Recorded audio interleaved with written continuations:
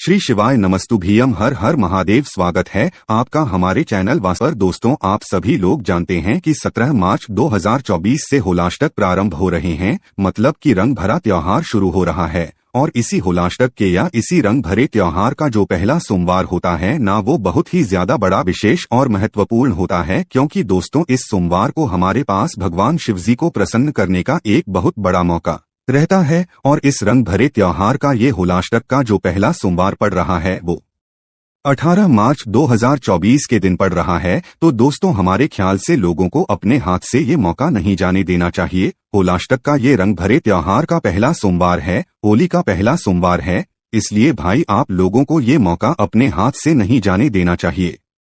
दोस्तों, आप लोग जानते होंगे कि 5 दीपक वाला उपाय है, जो व्यक्ति सोमवार के दिन ऐसे कर लेता है, पूरे घर परिवार में से अगर एक व्यक्ति भी इस 5 दीपक वाले उपाय को सोमवार के दिन करता है ना, तो उसके जीवन में आ रही सारी दुख और परेशानियां भी दूर होती हैं। साथ ही में उसके घर परिवार में सभी सदस्यों की जो मनोकामनाएं होती हैं वो धीरे धीरे करके पूरी होना शुरू हो जाती हैं। अब ये दीपक वाला उपाय आपने पहले भी सुना होगा और कई बार सुन चुके होंगे, पर दोस्तों हम ये उपाय तब जब आपको बताते हैं जब इस उपाय को करने के बाद जो है आप लोगों को फायदा होता है, और किसी विशेष दिन पर ही ये वाला जो उपाय है ये किया जाता है। और जब बात आ जाए रंग भरे त्योहार की या होलाष्टक के पहले सोमवार की, तो भाई इससे अच्छी बड़ी बात और क्या हो सकती है। और इस उपाय को करने का इतना अच्छा बड़ा मौका और आपको कब मिल सकता है। तो दोस्तों, आज इस वीडियो में हम आप लोगों को 18 मार्च 2024 के दिन जो रंग भरा सोमवार पड़ रहा है, इस दिन किए जाने 5 दीपक वाला उपाय समझाने वाले हैं कि इस उपाय को आप लोगों को कैसे करना है, किसको करना है, किस समय करना है, और इस उपाय को करने से आपके जीवन में क्या बदलाव आएगा या आपकी कौन सी मनोकामना पूर्ण होगी।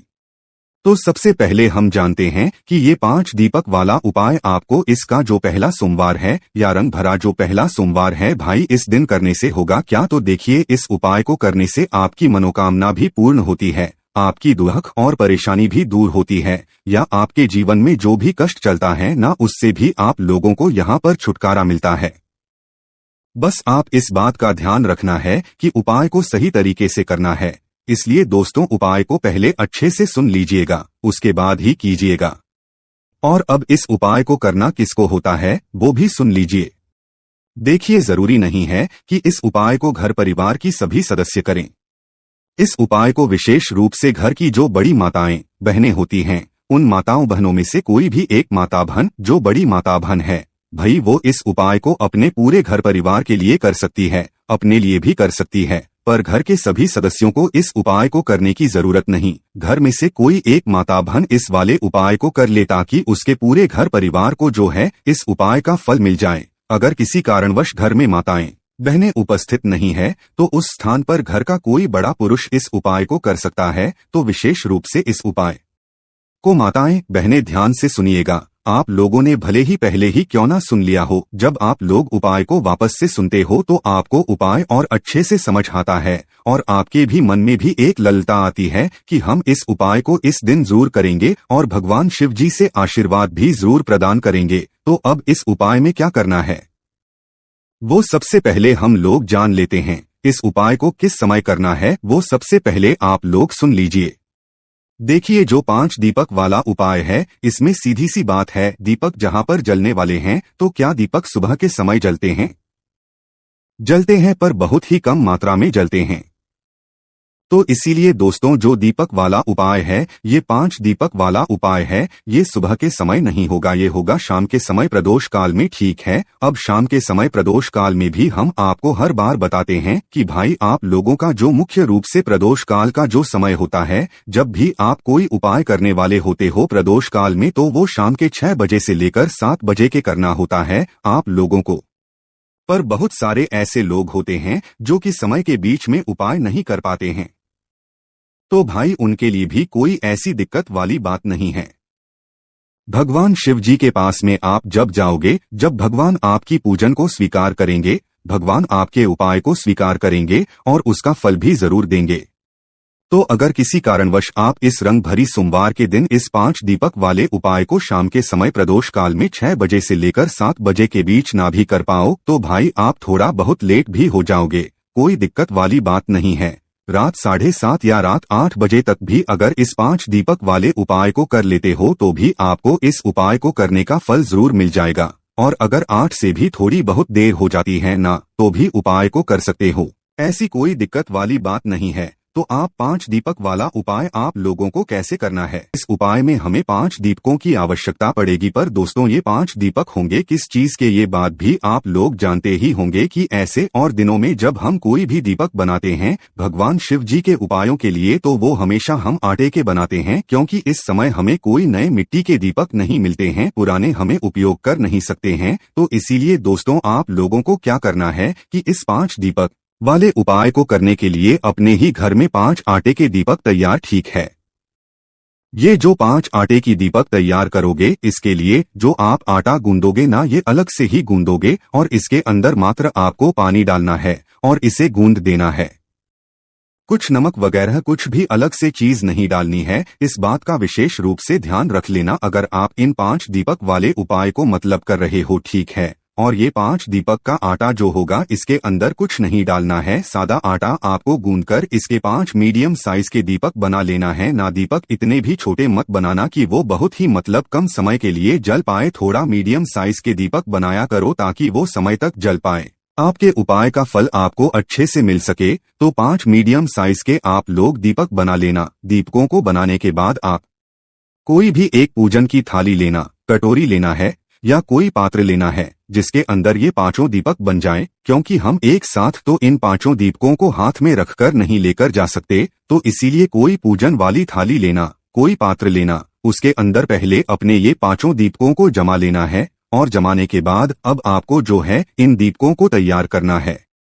अब सबसे पहली चीज आती है, दीपक तो हमारे तैयार हैं, इनके अंदर बत्ती कौन सी रखाएगी?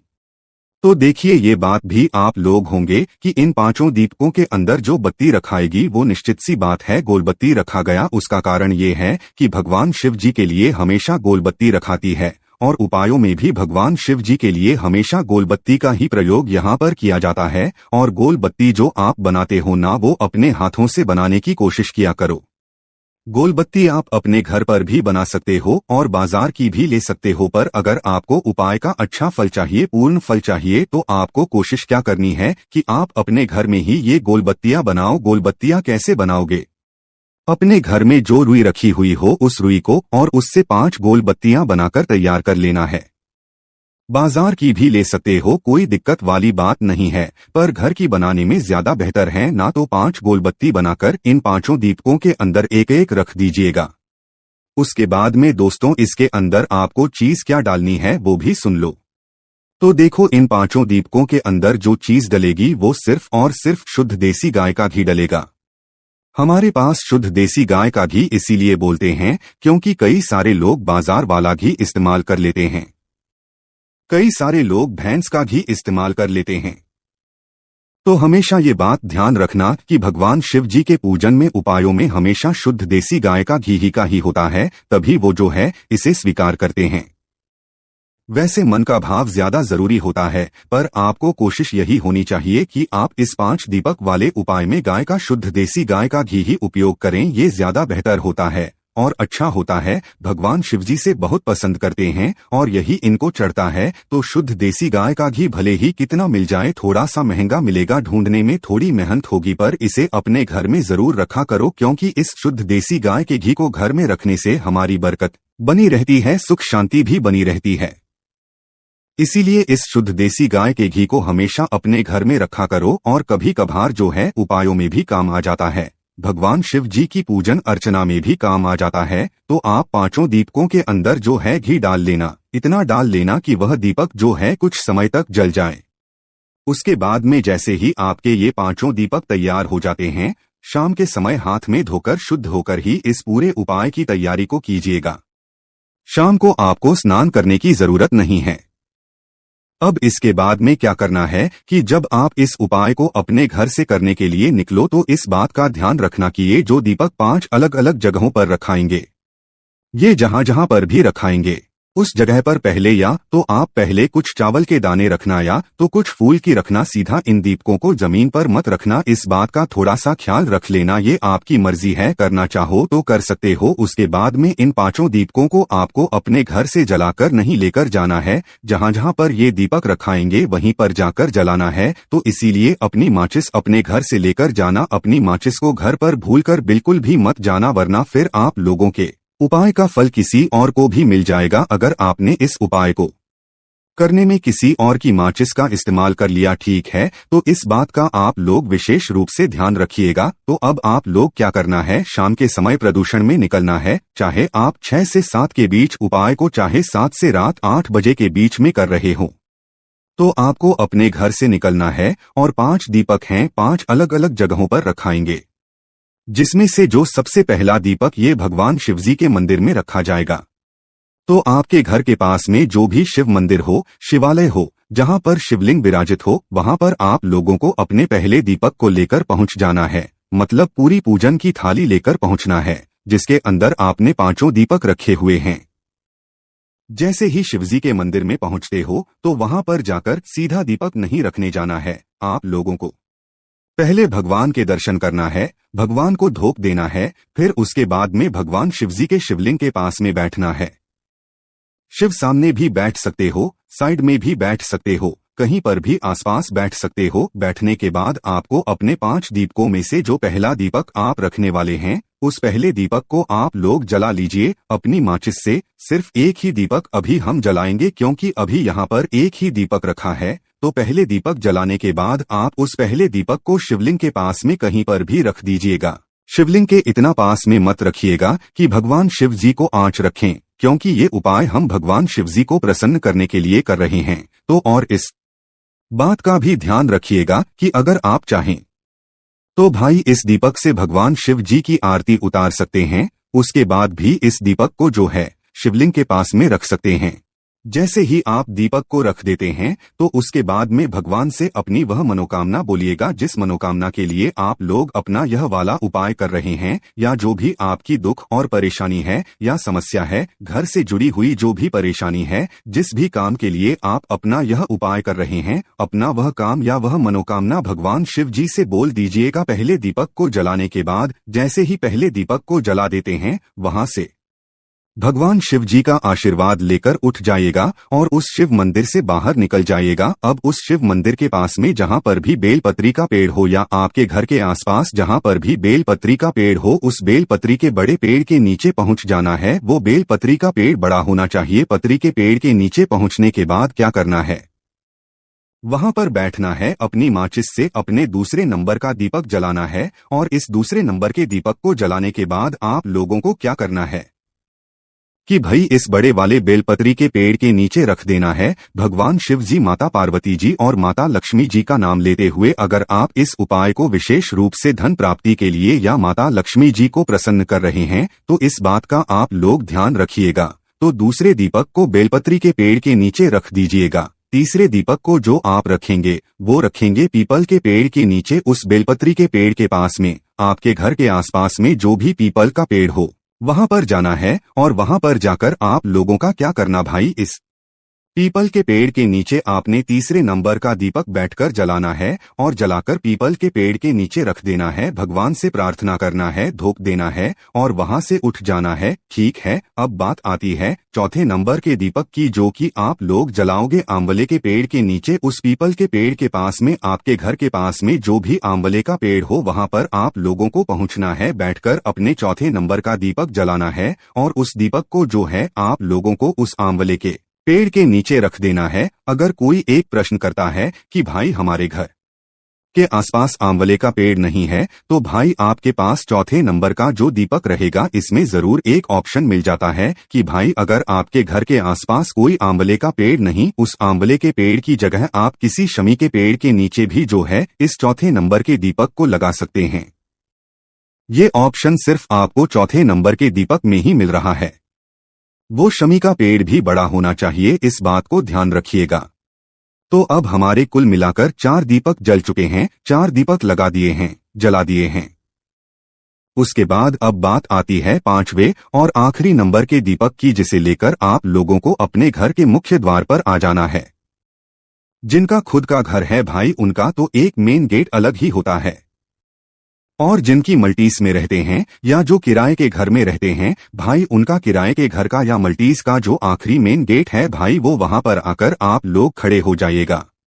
घर के अंदर प्रवेश मत करना, बाहर ही खड़े रहना जब तक अपना यह पांचवा दीपक ना जला दो। तो भगवान शिव जी का नाम लेते हुए अपने घर के मुख्य द्वार के बाहर की साइड अगर खड़े होना और बाहर की साइड से खड़े होकर अपने घर को देखना, मतलब मुख्य दरवाजे की तरफ खड़े हो जाना और देखना कि आपका राइट हैंड साइड कौन सा है, मतलब आपका सीधा हाथ कौन सा है। उस सीधे हाथ की चौखट पर आप लोगों को बैठना है, अपने पांचवें नंबर का दीपक अपनी माचिस जलाना है और उस दीपक को अपने घर के मुख्य द्वार की चौखट के राइट हैंड साइड पर आप लोगों को रख देना है। उसके बाद विशेष रूप से अपनी वह मनोकामना भूलना है जिस मनोकामना के लिए आप लोग अपना यह वाला उपाय कर रहे हो। देखो, मनोकामना दो जगह बोलना बहुत ज्यादा जरूरी है। पहला, जब आप अपना दीपक भगवान शिव जी के मंदिर में लगा रहे हैं, और दूसरा जो आपके अपना आखिरी दीपक अपने घर के मुख्य द्वार की चौखट पर लगा रहे हैं, और भगवान शिव जी से ये भी प्रार्थना करना कि वो आपके घर परिवार पर हमेशा अपनी कृपा दृष्टि बनाए रखें। और इस पांचवें दीपक को जलाने के बाद आप अपने घर के अंदर प्रवेश कर सकते हैं और आपका ये वाला उपाय पूर्ण हो जाता है। बस इस बात का ध्यान रखिएगा कि भाई ये जो पांचों दीपक हैं, जैसे हमने आपको लाइन से जलाने के लिए बताएं वैसे ही आप लोगों को जलाना है, आप इधर उधर करके ना जलाएं ताकि उपाय में कोई गड़बड़ी ना हो। तो पहला शिवजी के मंदिर में, दूसरा बेलपत्र के पेड़ के नीचे, तीसरा पीपल के पेड़ के नीचे, चौथा आंवले के पेड़ के नीचे या तो शमी के पेड़ के नीचे, और पांचवा और आखिरी दीपक अपने घर के राइट हैंड साइड की चौखट पर आप लोगों को जला देना। उसके बाद में आपका ये वाला उपाय पूर्ण हो जाता है। दोस्तों, इस उपाय को करने से आपकी जो भी मनोकामना होगी वो बहुत ही जल्दी पूर्ण होगी, क्योंकि आप इस उपाय को रंग भरे सोमवार के दिन करने वाले हैं। और इस उपाय करने में अगर आपको कोई भी दिक्कत समस्या आती है तो कमेंट करके पूछ सकते हैं। श्री शिवाय नमस्तुभ्यम। हर हर महादेव।